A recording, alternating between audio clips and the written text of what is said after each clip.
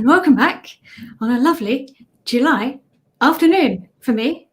Maybe not for my guest, Sarah Shook. Hello, Sarah. Hi, Leanne. Thank you for having me. Thanks for coming. Yes, I didn't actually ask you whereabouts you're based or what time of day.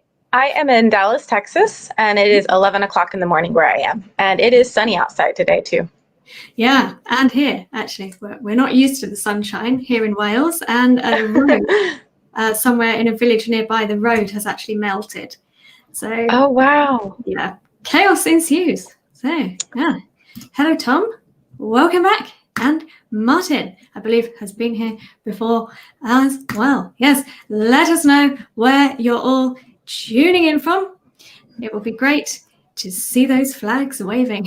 Yes, Robbie's here as well. So I have invited Sarah along today because she is a full stack developer and a freelancer. And several Scrimba students have asked over time, how can I get started in freelancing, basically? And I've got various questions about it. And I thought Sarah would be the perfect guest to answer them. So if you have questions, leave them in the chat and we will do our best to answer them. Yes. So, yeah, if you're ready, Sarah, I think we can get I am ready. Ask away. Perfect. Yeah. So just a bit of background to start off with.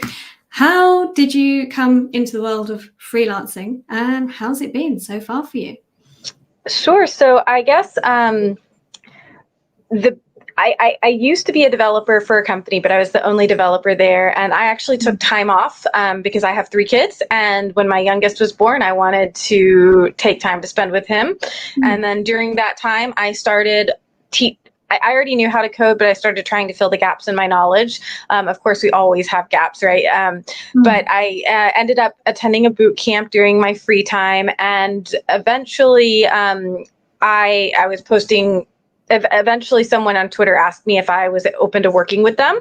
And so I've started freelancing, and it's been an easy transition for me personally, just because I'm used to working alone. And so as far as so it wasn't hard for me to get into it. As far as how it's going, it's been a learning experience. I really do enjoy it. I do actually have a support system that helps me when I get stuck. So it's been nice. I still am working in now I'm working in kind of a team environment, and it's a lot of fun, and I get to set my own schedule, and it's still a lot of work, but I enjoy it. Awesome. Yeah, well, that sounds great. So interesting question here from Tom, which I was planning to ask you anyway, but might as well do it now. Which stack do you think is best? So Tom's got potential clients using PHP on the back, although the cool people prefer Node. How do you know what kind of stack to go for?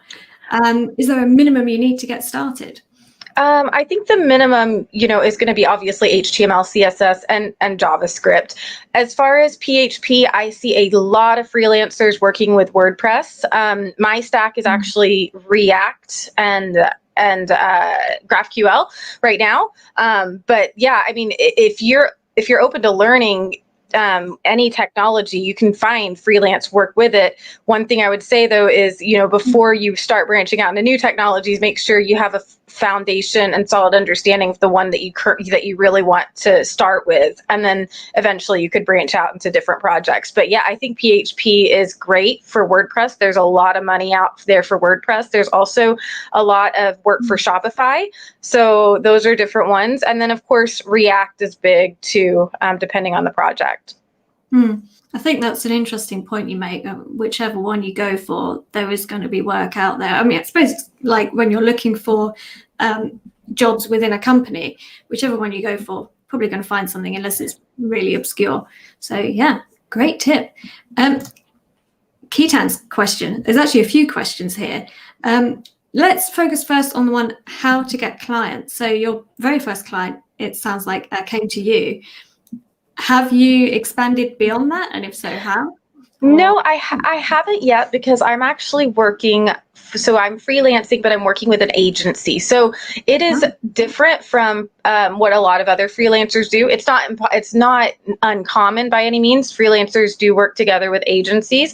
As far as how other people that I know get clients, I mean, there's all different ways.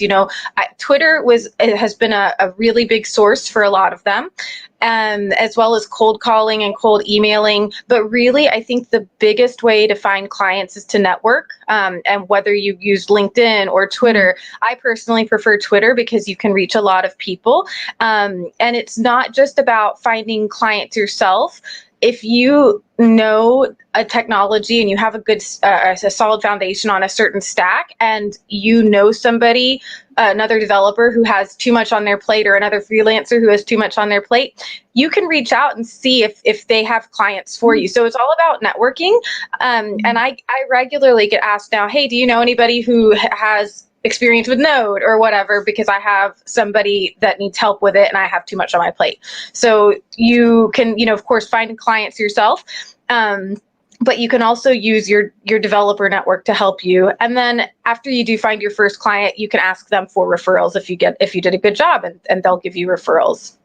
Yeah, no, excellent tip. Yeah, I hadn't actually thought of the agency route, so that's interesting that's going well. Yeah, I like it.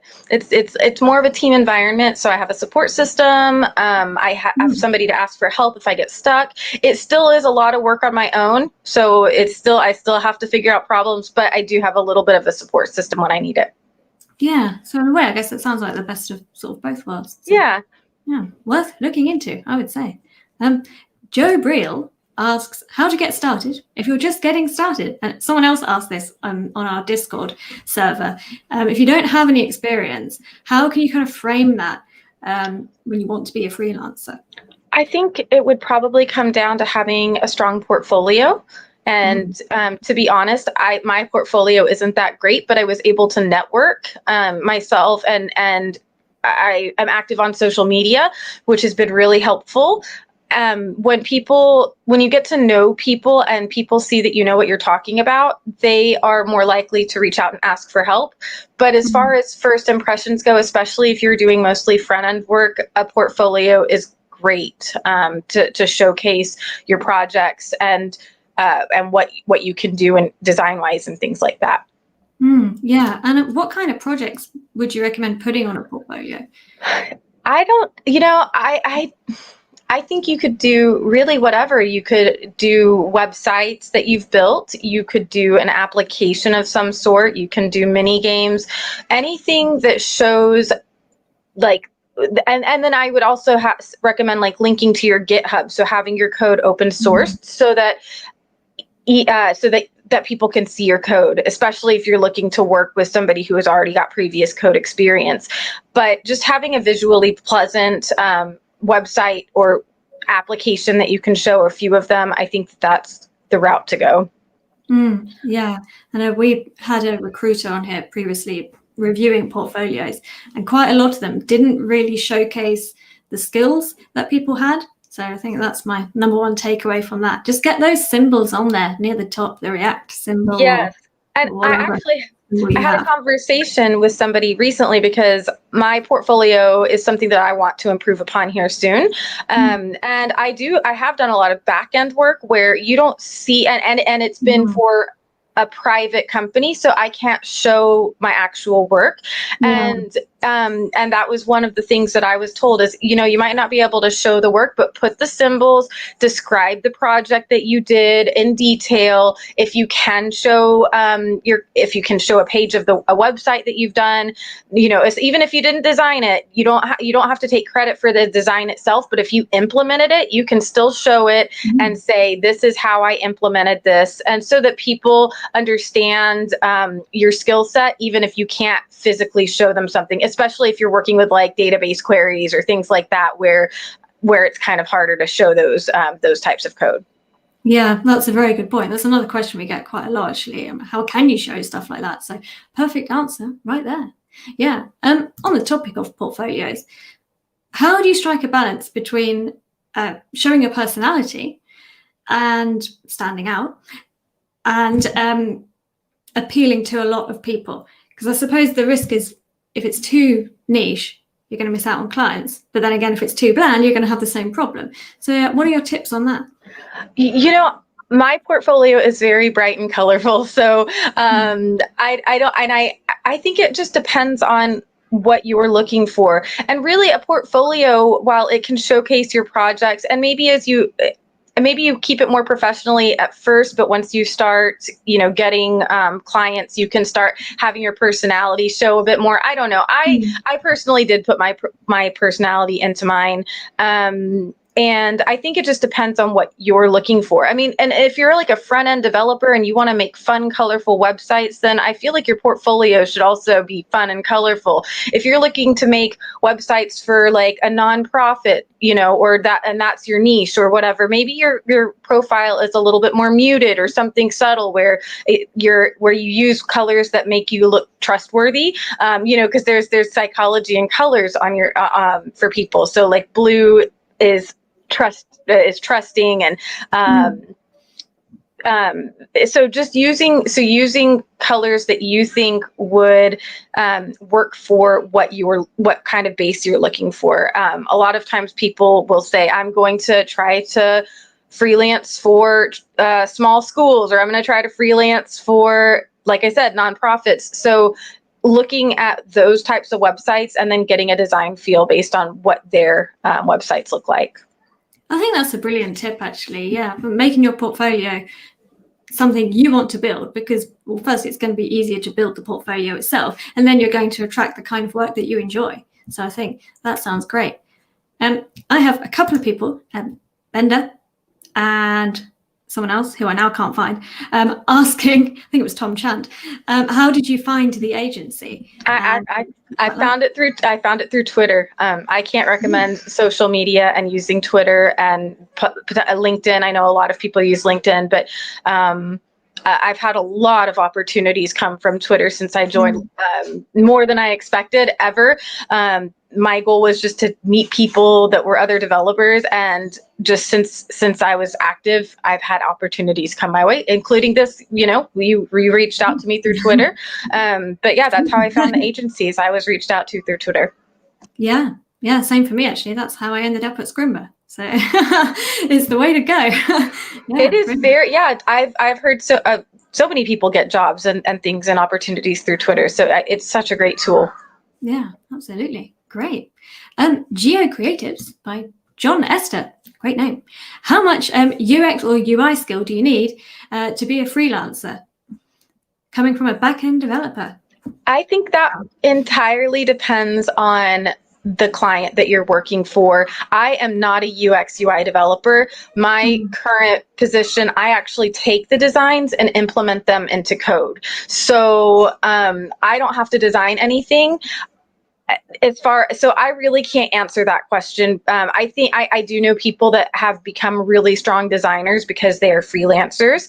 And eventually I'd like to get to that point too. But you also, if you know things like WordPress or Shopify, you don't need to have superb design skills at first, and you'll get better over time. I would just recommend studying that on the side as well as you start down that path. But you don't necessarily need design skills depending on what your client needs. Yeah, I think that's it. It's great if you can do it, but it's not essential from what I've seen. So yeah. Juan Perez Lozano says, is Upwork, Fiverr, or Craigslist worth it? Have you checked any of those out?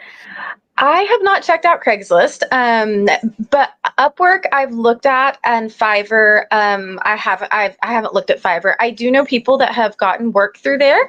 I know Upwork can be difficult to get a foot in the door. Basically, a lot of people that I know who have become successful through it, through using Upwork, they had to start charging really low hourly rates and get a few projects done and get good reviews, and then after that they could start asking for more. I don't think that I personally would use them, but that's just me. I would rather work with people that I network with, that I have some type of relationship with, that I know in some way. I personally am scared to work with somebody and then end up being a Nightwork client that I found on Upwork. So people can definitely be successful. It's about what you want, but with Upwork, you're going to have to probably start lower than your expected rate and work your way up after a few good reviews. That's exactly what I've heard before about Upwork, actually. And as for Craigslist, if you want to get rid of a sofa, it's great. Anything else? I'm not too sure. Yes. Oggy is mentioning the drama on Twitter, which there certainly can be, but I don't actually see that much drama. I think it's just because I only follow CSS and JS people, and that's it. But yeah, you have got to sort of curate who you follow and stuff. But yes. Oh, I didn't mean to click that, but it might be a good question anyway. Do freelance jobs pay more than a regular job? Is it worth it to start a freelance if you're on a regular job? I guess that depends on clients. It depends. Yeah, it definitely depends. And I know we're going to talk a little bit about some additional details later. But yeah, it depends. I will tell you that my last job, I'm making currently as a freelancer about $15 or $16 an hour more than my last job. So it definitely, but I had a low paying tech job at my last job. I was not paid as much as market standard went. So yes, the one thing about freelancing, especially as you become an expert, there are people out there who are freelancers or consultants, and they charge $200 an hour, $150 an hour. I personally am not at that point, but yes, you can make more money as a freelancer if you are an expert in what you do. But at that point, you're probably going to be working with larger companies. So I would think that would be later in your career, especially if you're just if you only have a few years of coding experience under your belt.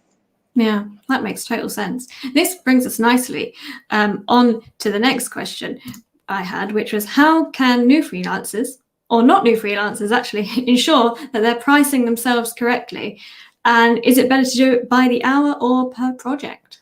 I love this question because this is a really big debated question in the freelance world. And honestly, again, it's one of those things where it just depends. I know a lot of people that like to do project-based work because they get a chunk of money and they have, 3 to 4 weeks to complete the project and then they get paid. Then on the other hand, like I personally am paid hourly, and I do like being paid hourly because I can bill for when I'm working exactly. If I get stuck on a question, I still can bill until I figure out the solution, because you're still having that you're always going to have those problems where you have to figure something out. Now, I will say that if I get really stuck and I just feel like I'm not understanding a concept, then I won't bill for that time. I will get off the clock and research. But for the most part, I'm always billing no matter what. Versus, so if I work 30 hours a week, I know exactly how much money I'm going to make that week. Whereas with contracts where you're getting paid per the project, if you get stuck and it takes longer than you expected, you might not be making as much as you were hourly. And I feel the contracts the projects I've seen, I feel like I'm making more than some people I know that have project-based project-based assignments, I guess. Yeah, I guess it does kind of boil down to what the project is as well. And what about how do you offer kind of ongoing support for websites? Is that something you'd recommend? That depends. So I'm new to freelancing. But I do, like I said, I know a lot of people who are doing it, which is part of the reason that I was able to get my foot in the door. As far as ongoing website support, some people do it and some people don't.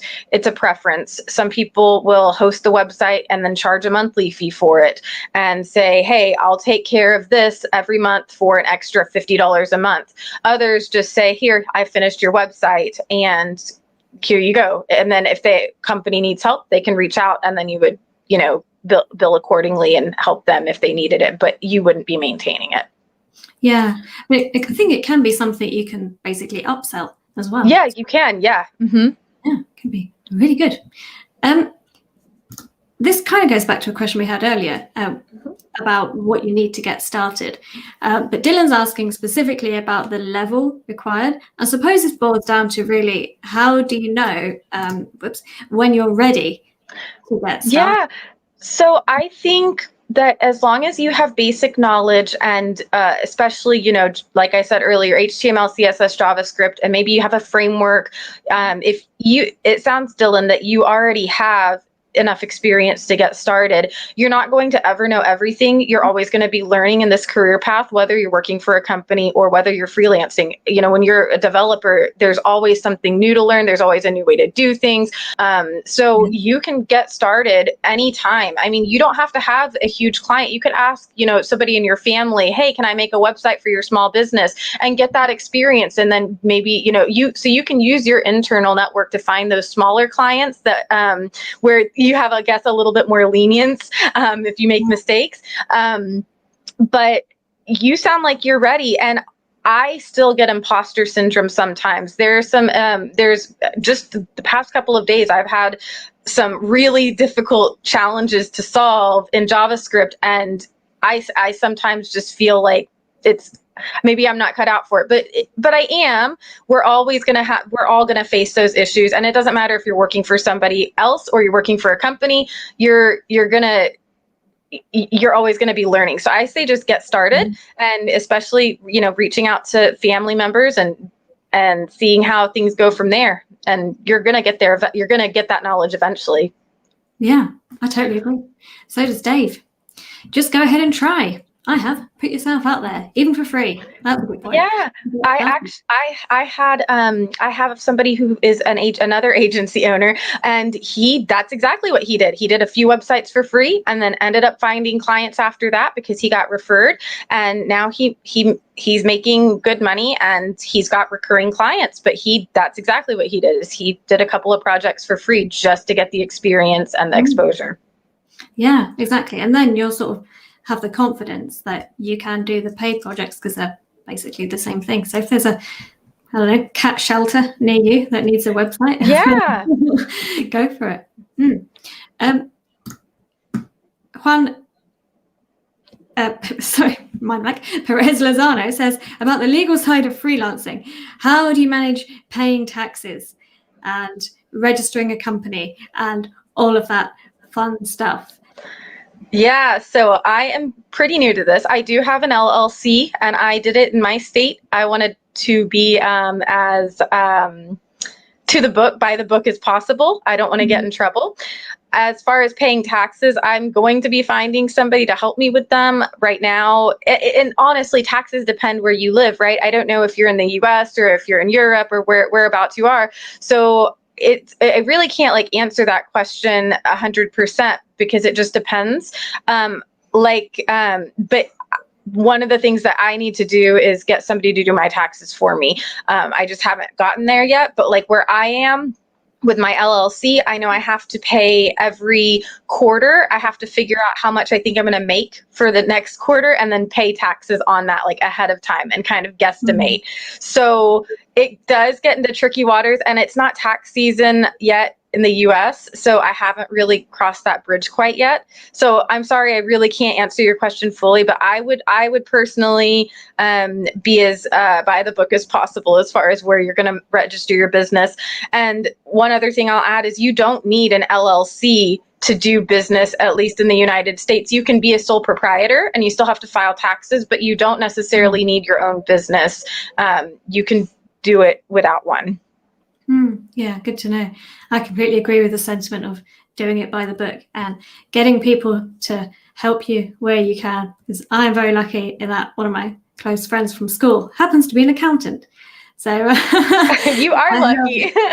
Yeah, very useful indeed, because my math skills are poor, let's say. Yes, MHNA says, what challenges have you faced when freelancing, e.g. difficult client or someone who wouldn't pay, and how did you deal with that?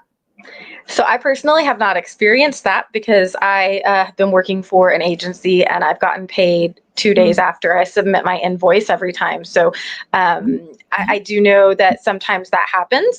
A lot of people will put in place a 50% down payment for the first part of the project, and then you pay the rest after after you're done and you deliver it to the client. I know some people have gotten, lost a little bit of money, but it's pretty rare. And I think a lot of times if the client is difficult, you can tell you don't have to work with a difficult client. You can, let them know that, this isn't going to be a match and maybe recommend somebody else. So I don't personally have experience with this. It happens, but more than not, you're not going to have to deal with like challenges of getting paid. It does happen, but from talking to the people that I know that freelance have been doing it for much longer, they've maybe only had it happen to them once or twice in their careers, and they've been doing it for years. That's good to hear. Yeah. Dylan again asks, is it easy to find a job remotely? I'm actually a nomad and want to continue that way. I feel like these days, especially with everything going on in the world with COVID and a lot of people having to start working remotely, it's pretty easy. I actually know somebody he's not a nomad, but he lives out in the wilderness in California, and he just got a remote position and he lives out remotely, and he has, I think, satellite internet that he pays for so that he has better connection. But yeah, I think that remote work, especially as a developer, is not going to be hard to find. I mean, of course, getting your foot in the door for the first project or your first company, wherever you go, I think that's the biggest challenge. But once you have that, then yeah, it'll be easier. And remote work, especially for developers, is a way that a lot of companies are going. I mean, I work from home. I have for the last 8 or 9 years now. So it's definitely possible to work from home full time. Yeah. Or remotely, nomadically. Yeah, lovely. Devil has asked a question about basically maintaining our self-discipline and keeping up the pace, I suppose, which kind of links on to my question, which was about work-life balance. How do you keep up the motivation, or on the other side of things, not overwork? Yeah, I think that's a really great question. And I actually struggle with this a bit because I'm a mom of 3 and I stay home with my kids while my husband works during the day. So I try to work during the day as I can, but then I also work a lot at night and I work a lot at weekends. I think I've worked 7 days I think I've worked like 7 days a week the past few weeks, just to try to get in as many hours as possible, because sometimes that's hard. So for me, motivation, I am motivated to work. I like to work. I enjoy coding.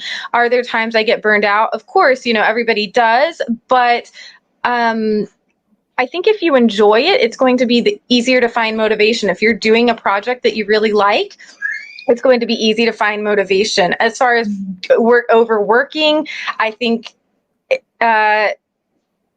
you could definitely do that too, and that'll end up leading to burnout. So making sure that you get out and exercise every day, or take walks, or make sure you have a social hour with your friends or something. Make sure you have you time, because yes, it can be really easy. And I know pre-kids, I was working a lot more than I do now. So it's just about making sure you schedule time for yourself, and take rests. And it's okay to stop coding. You don't always have to code every single day. I know I just said I have been for it recently, but you don't have to. We're people, we have lives, and coding is not like the entire world. Yeah, totally. I had James Q Quick on here a few weeks ago. Yeah, okay. Yeah, and he said the same thing. He said that he's never coded every day, actually. So yes, you do not have to code every day. Yeah, and I'll add to that, especially if there's any parents who are watching who are interested. I mean, that is really tough. It is work. I basically work 2 jobs as a mom, and then doing the development. So I had a point, but it is challenging. And for me, sometimes I'm working so much that I end up getting so focused on work that if one of my kids comes up and they, are being a kid and they want something, I get a little bit frustrated. And at that point, when I get to that point, I'm like, oh, I need to take a step back then, because I'm obviously so focused on this and not focused on my kids, which is who are my first priority, So I think just especially if you're a parent, if you get to that point where you're so focused on working that you don't want to give attention to your kids, maybe take a step back, and because kids are only going to be kids for so long. So I know that was a little bit off topic, but I'm a mom, and so working and parenting are both something that I do every single day. No, totally on topic as far as I'm concerned. Yeah. One way to not overwork, says Dave. Don't give a client the impression that you can get things done quickly. Even if you can, they'll start to expect a quick turnaround. And as clients build, so does workload. That's true. And also, you don't know what roadblocks you're going to hit along the way, So yes. Good tip there from Dave. Yes. Lovely. So on to my next question.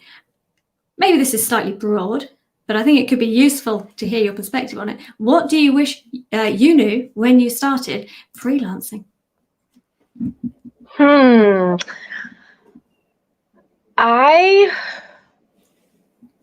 That's a tough question.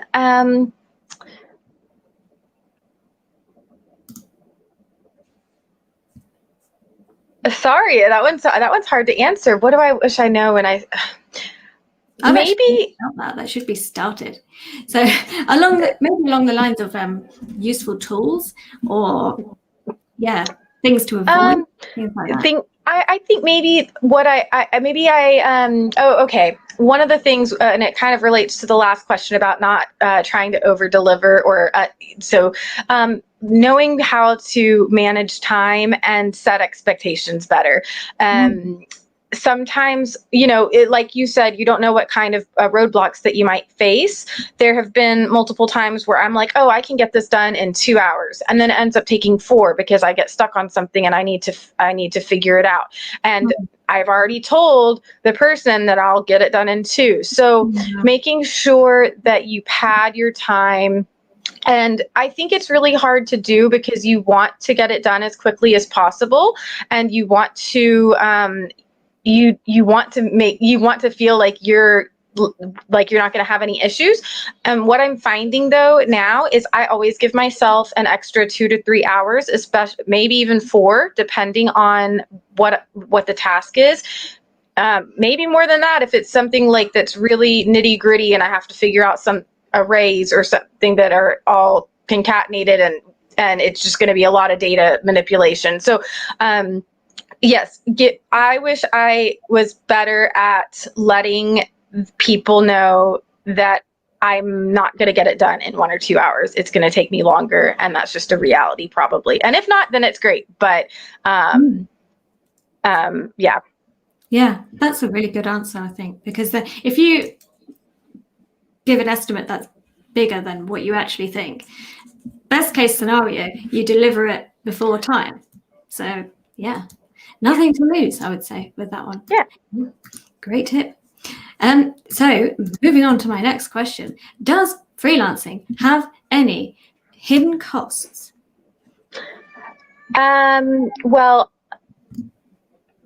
it depends. I mean, yes. I mean, you're going to have to buy your own equipment, and you're going to, if you need different tools, you're going to pay for them. So you're paying for all of your equipment, your tools, and everything. The time tracker that I use, I have to pay for that because I use a premium version of something.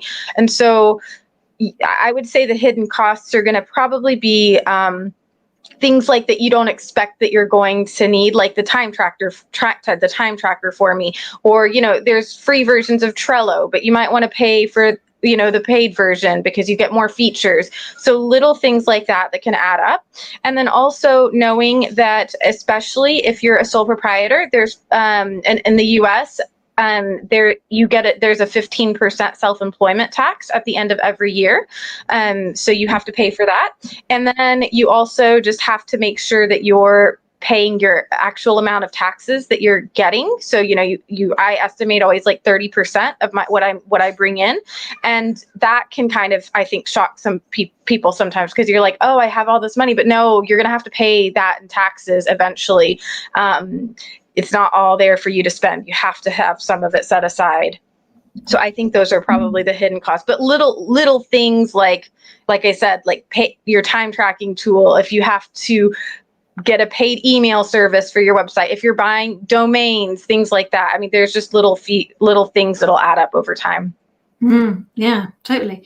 People are interested in which time tracker you're using. If you're comfortable sharing, let us know. I use Bonsai, Hello Bonsai, and it basically tracks the time for me, and I can create contracts with it. I can create invoices. I can track my build hours. It also helps me, so I can get paid through it and then direct the payment to my bank account. So it does a whole lot. I actually have a link for it. If anybody's interested, I can share it later. I don't know if I'm allowed to do that, but yeah. So I use Hello Bonsai. Perfect. Sounds lovely. So those were the hidden costs. How about any unexpected benefits, or maybe expected benefits? I mean, I get to make my own schedule. I get to be with my kids all the time. I don't have to worry right now about childcare. So I mean, I guess I'm speaking from a mom's perspective. From somebody who's not a mom, just the free time. If you get your projects done, you're still going to, especially then this is where the project-based pay can be good, because if you get your projects done ahead of time, you have a bit more free time before the next one. So if you're not juggling multiple, projects or too many at a time. So I think just having extra time and being able to work when I can work from wherever. And then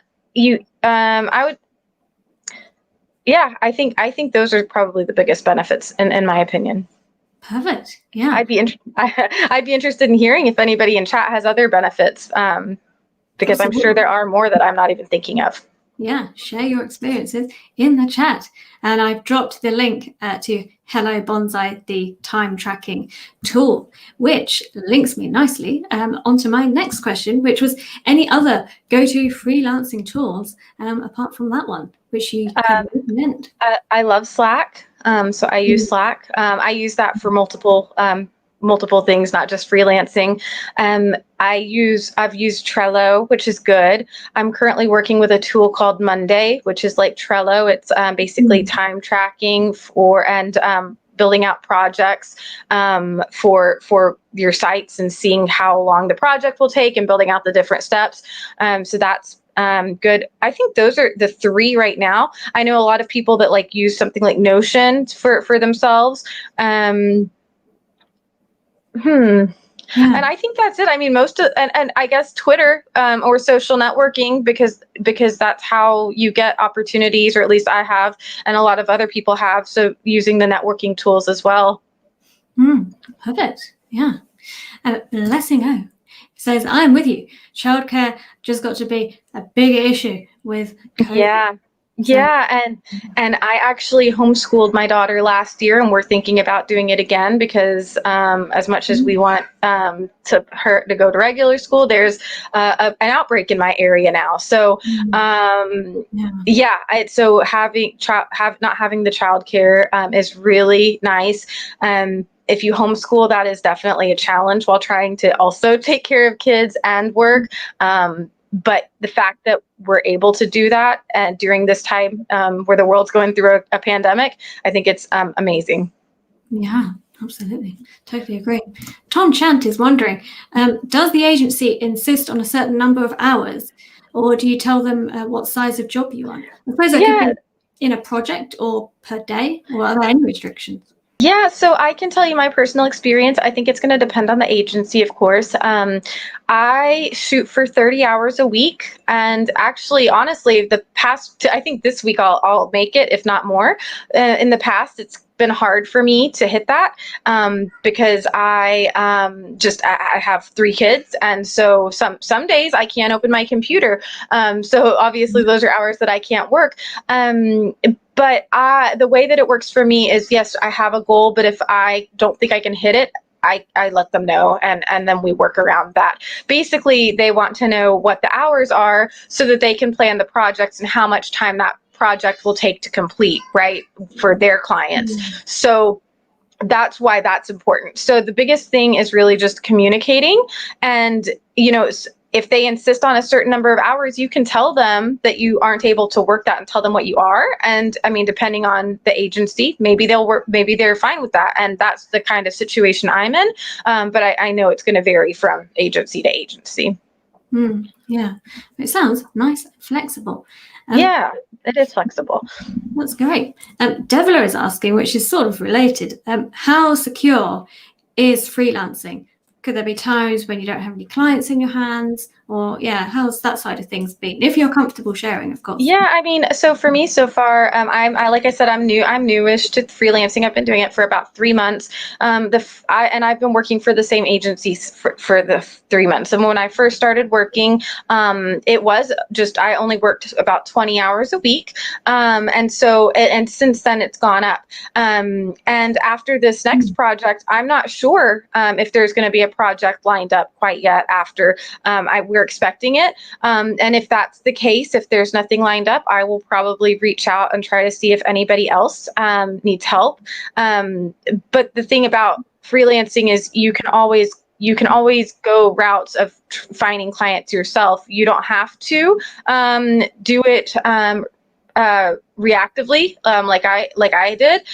You can be proactive and find those clients. And then many people that I talk to, once they have a couple of clients that give them good references, they refer other people, and then they just keep coming in and growing.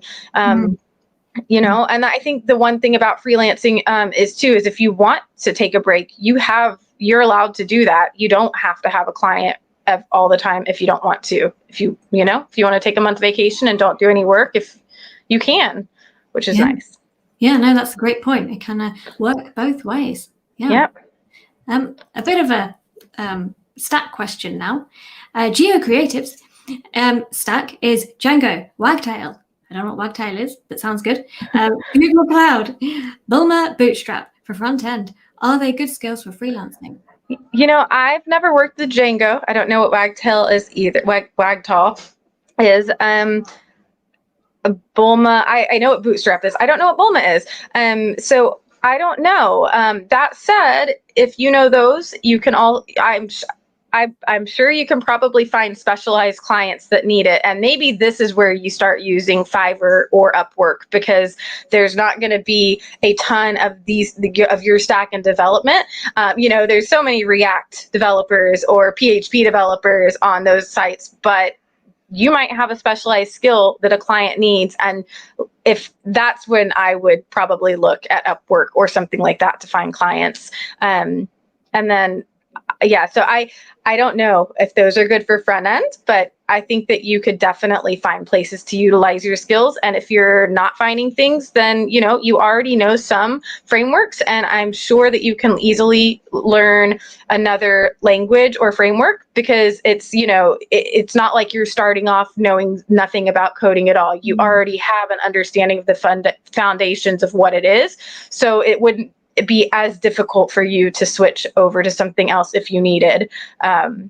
So I hope that answers your question, but it seems very specialized. And I feel like that when you have that kind of specialization, that's when you start looking on those online platforms to see if you can find clients. Yeah. And I guess you don't have to look for those technologies specifically. I mean, if someone wants a website, then they're not going to know necessarily that they want it built in Bulma, but it can be built in Bulma. Correct. Just go for it, I would say. Dave Collison tells us Wagtail is an open source CMS. Well, now we know. Thanks for filling us in, Dave. Software testing trends. What is meant by agency in the context of freelancing? They thought the freelancers contact directly to the client. So my understanding is you can do both, by the sounds of it. Yeah, you can do both. There are some people who are freelancers and they find all their clients themselves, and they are directly with the client. I'm working in an agency position or an agency setting where I don't have to do any of that. The agency I'm working with finds the clients. I'm still freelancing. I'm still getting paid as a freelancer. They pay my LLC whenever I get paid, and but I'm not having to deal with finding clients. Now, could my work get slow if they haven't found something? Yes, and I'm definitely aware of that. But I don't have to worry about the sales portion, which is just fine for me right now, especially like I've mentioned several times as a mom. I don't have to deal with dealing with clients and trying to have quiet kids in the background 24/7 or anything like that. So I like the setup I have. And the one thing about freelancing is there are so many different avenues that you can take. Some freelancers are agency owners, and that's what, so there's many different types of aspects that you can to freelancing. Yeah, whichever one works for you.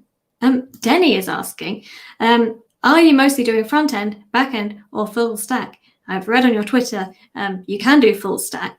How has that actually translated to your actual work? Has there been more of one side? Yeah, so most of my work is front end right now. I do Gatsby, Prismic, and GraphQL currently. And my previous position, but it was a full-time, I was doing a lot of SQL and PowerShell and a lot of scripting, but I haven't had to do that yet.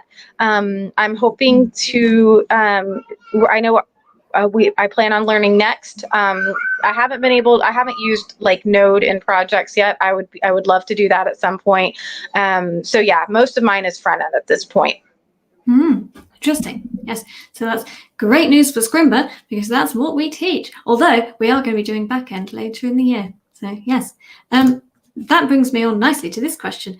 MHNA asks, do you set time aside to upskill apart from working, or are the challenges within your work enough in that regard? Yeah, how do you tackle that? I personally do both.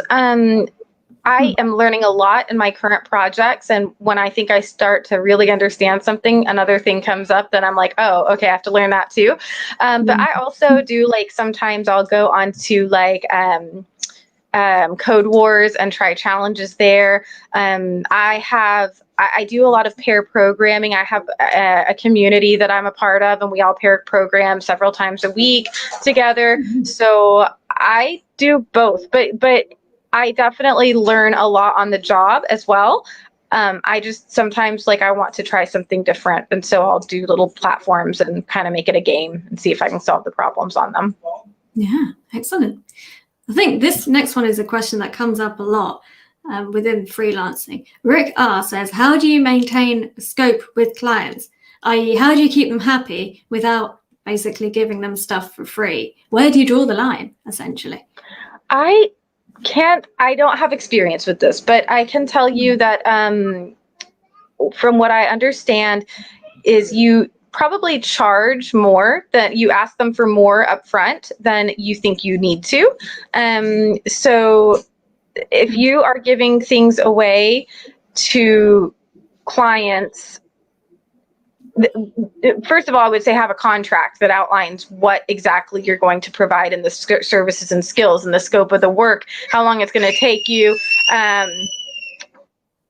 how long it's going to take you, and what you'll do after the project is done. Are you going to let them how many changes? If the client keeps asking for changes, say, I will do 3 changes for you, but after that, it's going to be extra. So I think that's how people maintain their scope of work. I personally don't have experience with it right now. So hopefully that answers your question. Sorry, I can't give you anything from personal experience. Yeah. No worries. That sounds like a great answer. Get it in writing. Yes, perfect. I was hoping the next person has a question, and they do, because I really like their name. Tubular Animator. How do you handle being able to access the domain and hosting for your client while having them pay for it? Is that something you actually have to do? Yeah, I mean, you can just ask them for the login information, and then they can change it once you're done with the project. But at some point, you're either going to be hosting, especially if you're doing, because I personally I've hosted my own websites. I don't know that I would enjoy hosting other people's websites. I would probably hand the keys over when I'm done, especially if it's a fresh build. Otherwise, I would ask them for access, and if they can't give me access, I mean, I need it in order to do my job. You have to have a level of trust there, and that's also part of the reason my contracts are in place, right? So you can outline things, even from the client side. They can give you a contract to sign too, saying, hey, this is the rules of using our website. And then when you're done, they can always update the password. But I feel like as a web developer, sometimes you're going to need that access, and that shouldn't be something that you should have to fight for. And if it is, then maybe that's not the right client, because they're not trusting you and from the get-go anyways. Yeah, totally. And possibly they might be struggling with understanding what you're going to do, because if they think you don't need access, then clearly not totally on board with what's going on, let's say. Deviler is asking, and someone else asked earlier actually a similar question. Are the projects you get from scratch or to end, are they greenfield, basically? How's it been on that side? So for both professionally and personally, I mean, it's been both. I have done projects where it is maintained, or where I'm adding pages to things that are already in there. As an agency worker, I also work with other developers. So I actually get a cool little experience, because I get a kind of a team environment. But recently we built something from scratch, though it was together. It wasn't just me. But a lot of freelancers build things from scratch. That's and ship it out. It's neat working on a team, because we can do larger projects and get them done more quickly than you would on your own. But a lot of people do work on their own, and they build projects from scratch. And it also depends on what you need, right? You might, who was it that had the really specialized skill set with Bulma and Bootstrap? They might be able to find something on Upwork or Fiverr where it's an existing application, and that's why they need that specific skill set. So it honestly just depends. I think everything in freelancing, you could kind of get a just depends answer depending on the question. Well, that's kind of the beauty of it, though, the sort of flexibility and can cater to anyone type of thing. A couple of people, Code Me Kathy, for example, and Rick R in caps, would like to know the name of this pair programming community you use. So the community I'm in is actually closed. It's a closed group, and we are called CodeShare Grow, and we have about 40 people, and we actually. Some of us did a Twitter space recently about how you do find and join communities. So, one of the things I wanted to actually bring up is the importance of community as a freelancer and having a network. That's why I talk so much about Twitter. If it's okay, I'd like to give a little backstory just to kind of show you how I feel about community. So at my previous position, I was the only developer, and I was working with a lot of different languages, and I felt sometimes that I knew a lot, and then sometimes I felt like I knew nothing, and nobody in my personal life coded. So I decided to join Twitter because I wanted to be able to talk to other like-minded people, and I just wanted to start having conversations and see what I know, or be able to ask for help. And I'm really introverted, and I don't really like talking to other people, or I used to not anyways. I've kind of become a little bit more confident in that area, but used to, I did not like to. And so I made myself a rule on Twitter. I was like, okay, I'm going to follow some tech accounts. I'm going to comment on things that I feel interested in. If they respond, awesome. If not, my feelings aren't going to be hurt. I'm just going to move on to the next thing. Like, I'm not going to take it personally if somebody, especially a bigger account, doesn't respond to me or whatnot. And so over time, I started commenting, and I did 100 days of code, which is a challenge where you code for 100 days every day for at least an hour. I think I made it to like day 30, but by the time I made it to that that amount of time, I was starting to talk on regular and comment regularly with the same people over and over again. And so over time, those relationships built up and became groups of people that had talked together. And so that's kind of how I started getting into communities. And eventually, people that I was talking to regularly would be like, hey, I want to start a group of small people. We have a group of people that talk regularly. I think we should have a Discord for it, or I think we should have a Slack for it. So I have 2 small groups that I'm a part of, and that's it. But it's because I was on Twitter and active and started building relationships. And you can start, if you notice that you're talking to the same people on a public platform and you guys are commenting, you can ask them, hey, we should start a community and start a Discord, start a Slack. They're free. And then as your relationships grow, like I said, I pair program, but we also talk about mental health and we support each other. If somebody's having a bad day, we can talk to each other. If I'm having a hard time with a problem freelancing, or I feel like I'm having imposter syndrome, there's people there to support me. But it all starts with small relationships that ultimately grow bigger over time. Yeah. Perfect. And that sort of answers, I think, Rohit's question about how you can look for / find coding mentors. So yes, networking on Twitter sounds like a fabulous idea. Yes, and the community that I am in now, the Code Share Grow, I do have mentors there, which is very nice. But yeah, I wouldn't have ever found out about it or been invited to it unless it was unless I was on Twitter and active on Twitter, right? Talking to people. Mm-hmm. If you're not engaging, then you're not going to build those relationships. Totally, yes. Ingrid is asking, to build on Tubular Animator's question, is it standard for the client to set up the initial hosting account, then give you access, or are you expected to create it? It just depends. It depends. Yeah, it depends on what the client wants. I mean, so there's sometimes where people don't know how to do that and they don't feel comfortable. So you do it for them and then hand them the keys. Or if you have, you upsell them. I'll maintain it for $50 a month or whatever. And then there's some clients that already have something built and they want you to go into their system. So, I mean, it just depends on the project completely. Yeah, I guess the main takeaway is it's probably worth knowing how to do it. Yeah, I agree. Yes, for sure. You might not have to, ideally. Yes. Yeah. So I'd like to sort of maybe wrap up, depends how long the answer is.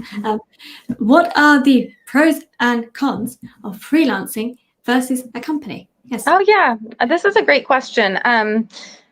Well, the pros are, and some companies are flexible on hours, but the pros are really, you're flexible on hours. You're your own boss.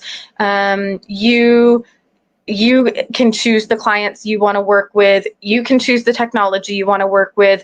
You have just so much freedom compared to working in a company where you're going to probably be on a certain stack. I mean, if you're in an agency company, then yeah, you're going to probably switch around. But if you're in just a regular corporate position, you're probably going to be using the same stack over and over again throughout your time there. So I really like that. I would say for me, one of the biggest cons about freelancing is I don't have benefits through freelancing. You get benefit in the US anyways. Usually benefits are tied with the job. So I unless I want to, don't get discounted benefits, right? A lot of times employers will pay for a portion of your benefits if you're employed at a company versus when you're freelancing, you're not going to get that discount or anything. The other thing is I think, and I guess this is kind of related to benefits as well, is some companies will give you things like tuition reimbursement, or they'll give you additional money to spend on education or trainings for your job. And you don't get that as a freelancer. Everything that you do and you learn, you're going to have to do it on your own time and on your own dime if you're paying for something. So I think that that's a big difference. They really both have pluses and minuses. I like that I don't have to wake up at and be on the clock at 8 a.m. Or be in an office at 8 a.m. I can work in the middle of the night if I need to. And some companies are like that as well, but a lot of companies are very structured. So I think that those are the biggest pros and cons for me. Perfect. Yes. And just to finish off with one final question, because our hour has flown by already, MHNA is asking, I'm on the fence about subscribing to Scrimba Pro.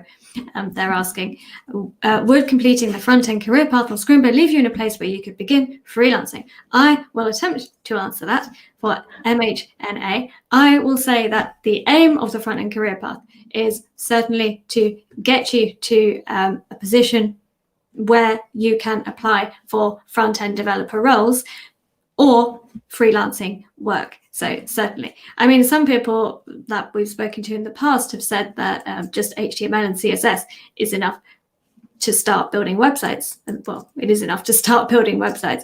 And we definitely cover those. And we have a brand new JavaScript course as well. So that is our aim. But obviously, we can never guarantee because it depends on a lot of factors. But if you would like to give it a go, we do have a 30-day money-back guarantee as well. So yes, here is the link so you can check it out. Dave Collison screams yes. Thank you, Dave, for the vote of confidence.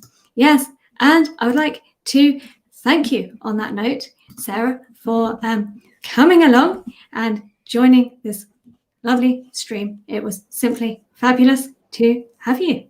And, thank you. Great tips we have picked up from you today. So I'm sure that will be very useful to everyone watching. And to those watching, if you enjoyed this, why not hit that like and subscribe button, and we will be beaming to you again with some more interviews in the very near future. Denny says, thank you, Sarah and Leanne. Thank you for coming along. Denny. Thank you very much for having me too. Yes, it was just wonderful. And I need to find my tinkly bell noise that I always finish on and can never find. Here it is. Okay, let's go.